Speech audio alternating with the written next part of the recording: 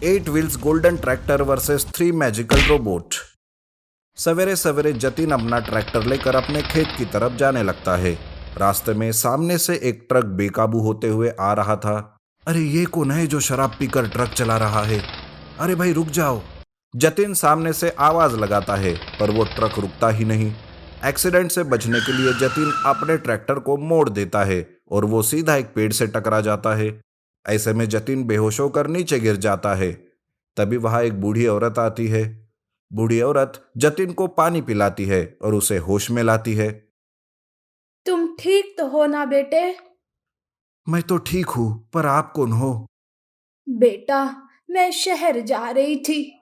तुम्हें मैंने ऐसे देखा, इसलिए सोचा तुम्हारी मदद कर लूं। जतिन उस औरत का धन्यवाद करता है और उसे लेकर शहर जाता है। इस तरह से जतिन भी उस औरत की मदद करता है। दूसरे दिन जतिन फिर से ट्रैक्टर से खेत की तरफ जाते रहता है कि तभी उसे वो बूढ़ी औरत दिखाई देती है। अरे माँ जी, आप ये लकड़ियों का भार लेकर कहाँ जा रही हो? बेटा, मैं घर जा रही हूँ। खाना बनाने के लिए लकड़ियां नहीं थी, इसीलिए जंगल से लेकर जा रही हूँ। तब जतिन उस औरत को अपने ट्रैक्टर में बिठाकर उसे घर छोड़ देता है। वो वापस खेत की तरफ जाने लगता है तो उसके ट्रैक्टर का एक टायर पंक्चर हो जाता है। अरे बेटा, परेशान मत हो। देखो, मेरे पास एक टायर है, उसे देखो। हो सकता है कि वो तुम्हारे काम में आ जाए। जतिन औरत ने दिया हुआ वो टायर अपने ट्रैक्टर को लगाता है। तब जतिन उस बूढ़ी औरत का धन्यवाद करता है। वो औरत कहती है, बेटा, तुम नेक दिल हो, ऐसे ही सबकी मदद करते रहना। भगवान हमेशा तुम्हें खुश रखेगा। जतिन ट्रैक्टर को लेकर खेत चला जाता है। दिन भर खेत के काम करके शाम को वो वापस घर आता है। सवेरे जब वो जागता है तो वो अपने ट्रैक्टर को देखकर चकित हो जाता है।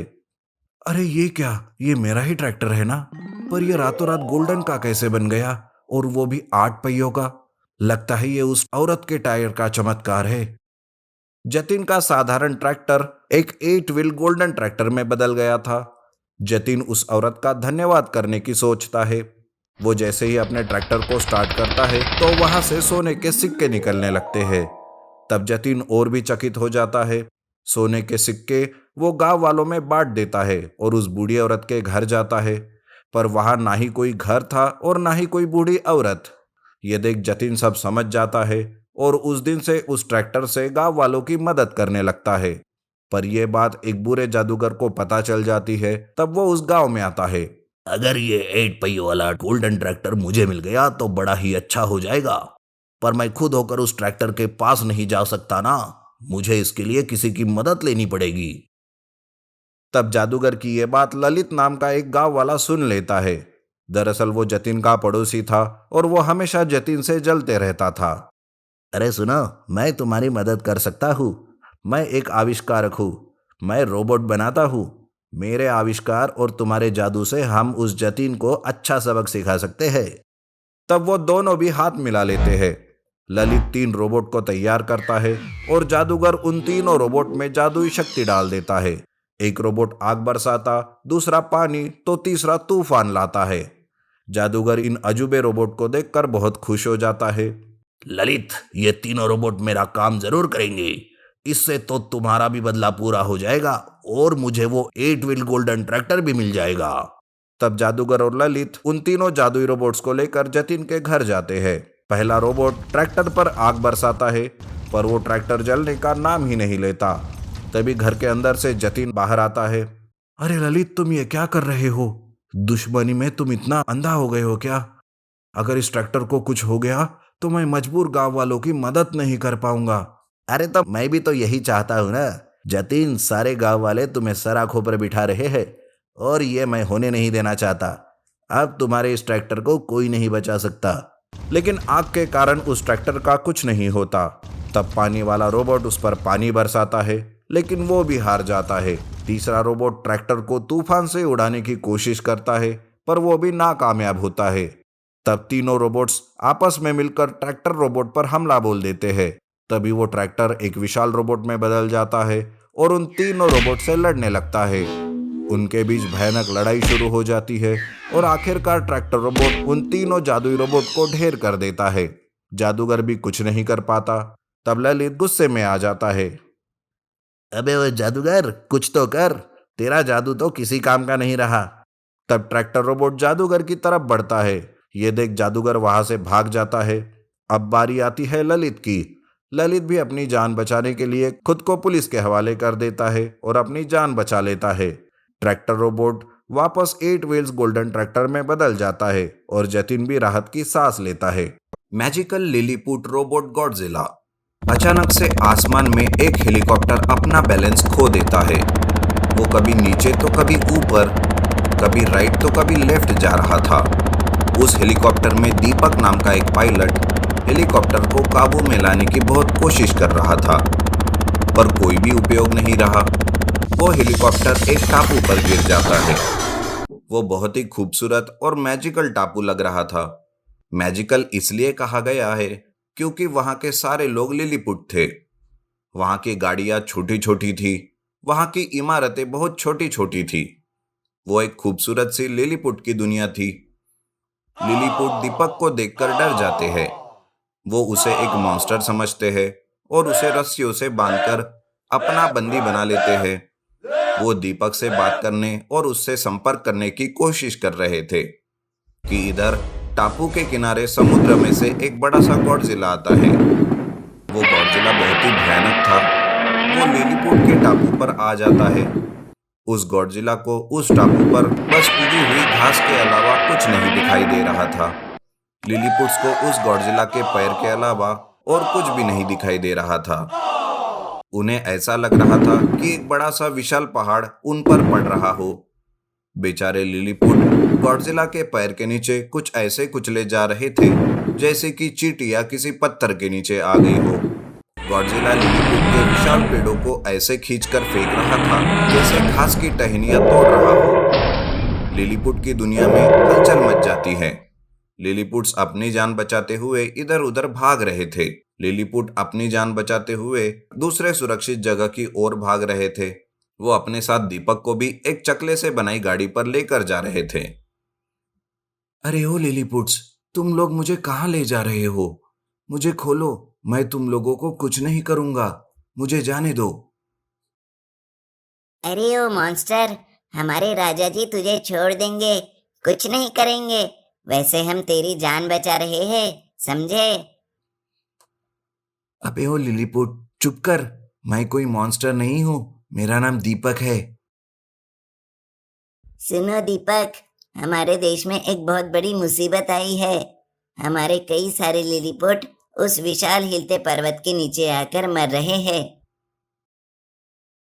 क्या? हिलता हुआ पर्वत? अरे चल छोड़ मुझे, जल्दी से खोल दो मुझे, बहुत जोर की आ रही है मुझे। अरे रोक लो थोड़ी देर, राजा जी आते ही होंगे, उनके आने के बाद हम तुम्हें खोल सकते हैं।